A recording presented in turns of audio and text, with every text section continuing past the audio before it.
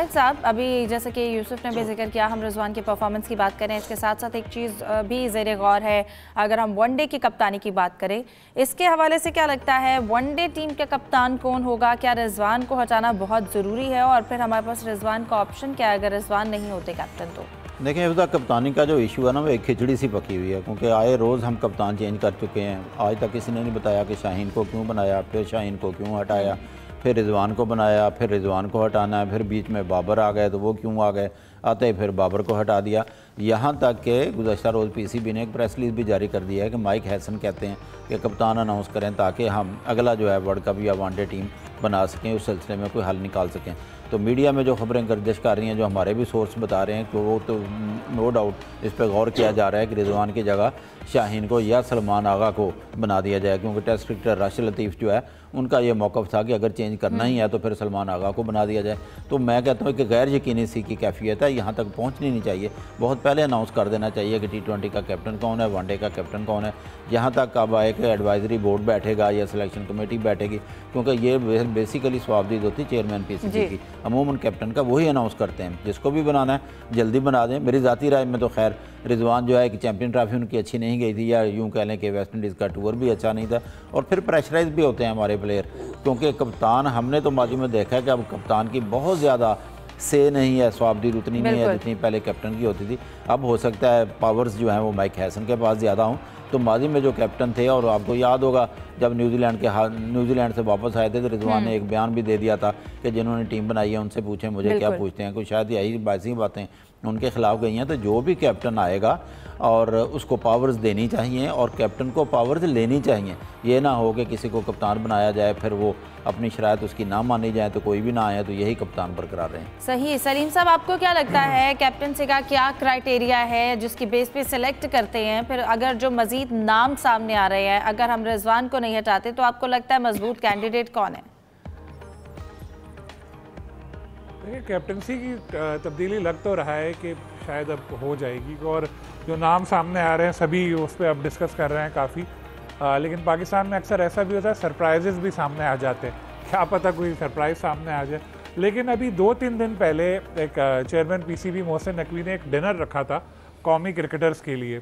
उस डिनर में वो शाहीन शाह अफरीदी को एक साइड में एक जगह लेकर बैठ गए थे और काफ़ी देर तक उनसे बातें करते रहे थे।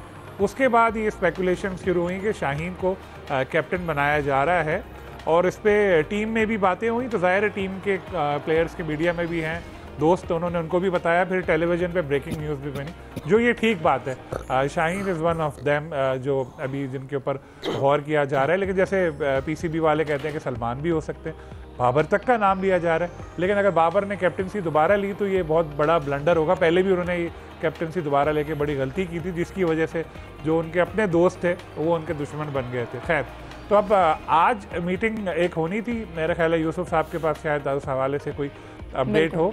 अभी तक तो जब मैंने लास्ट टाइम अपनी ईमेल चेक की थी कोई ऐसा प्रेस रिलीज आया नहीं था। अब हो सकता है डिस्कशन आज हो जाए और PCB after the test announce करे स्क्वाड के साथ। लेकिन लग ऐसा रहा है कि वनडे में तो चेंज होगी, और T20 में इस वक्त इंतज़ार हो रहा है हमारे शादाब खान का। माइक हैसन बहुत लाइक करते हैं उनको, ऑब्वियसली उनके खेल की वजह से, उनके एटीट्यूड की वजह से।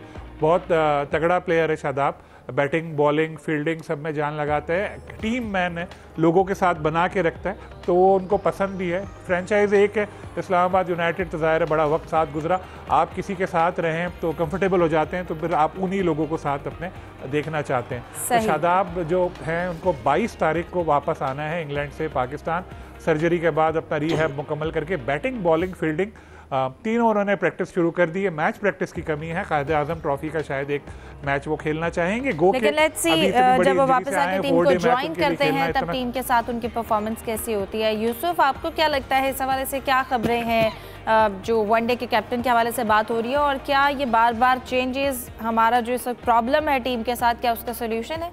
देखिए इफ्ज़ा, आज रात को यकीनी तौर पर सिलेक्शन कमेटी और जो एडवाइजरी बोर्ड जिसको कहा जाता है कि उसकी मीटिंग होगी। हालांकि बहुत सी चीज़ें पहले से तय हो चुकी हैं। इशू ये है कि जो माइक हैसन है हेड कोच, उनके लिए जो मोहम्मद रिजवान है वो उनके मंजूर नज़र आप जिसको कहते हैं कि नहीं है, वो फेवरेट नहीं है, उनकी अंडरस्टैंडिंग उनके साथ नहीं है। इसलिए उन्होंने खुद से ये अब चेयरमैन पीसीबी को दरख्वास्त की थी कि कप्तान के हवाले से कोई एक दोबारा बैठक बुलाई थी जिसमें दोबारा चीज़ों को रिव्यू किया जाए। अगर कप्तान तब्दील करना ज़रूरी है तो मेरे ख्याल में फिर शाहीन शाह अफरीदी को अगर आपने कप्तानी देनी है तो फिर उसको T20 का भी बनाना चाहिए, क्योंकि सलमान आगा के बारे में हम पहले कह चुके हैं वो कप्तानी के लिए आइडियल नहीं है, लेकिन चूँकि वो फेवरेट है माइक हैसन के, तो इसलिए मेरे ख्याल में अगर दोबारा ये कप्तानी के हवाले से आज दोबारा बातचीत होती है जैसा कि चीज़ें सामने आ रही हैं, तो मेरे ख्याल में फिर शाहीन शाह अफरीदी को कप्तानी से इनकार करके नहीं करना लेने चाहिए, बल्कि सलमान अली आगा को ही वनडे टीम का कप्तान बनाना चाहिए। 3 कप्तान बनाकर हम अब क्या करेंगे? हमारे पास अंडरस्टैंडिंग पहले खिलाड़ियों को आपस में नहीं है, पहले ग्रुपबाजी का एक हम सुनते आते हैं पाकिस्तानी खिलाड़ियों में मजीद तकसीम पैदा होगी। इसलिए 1 या 2 कप्तान अगर सलमान आगा को कप्तानी दे दी है तो मेरे ख्याल में ये फिर अच्छा फैसला होगा, या फिर शाहीन को दोनों T20 और वनडे की कप्तानी सौंप देनी चाहिए। ठीक है, इस हवाले से डिस्कशन जारी रखते हैं, एक ब्रेक के बाद स्टे विद अस।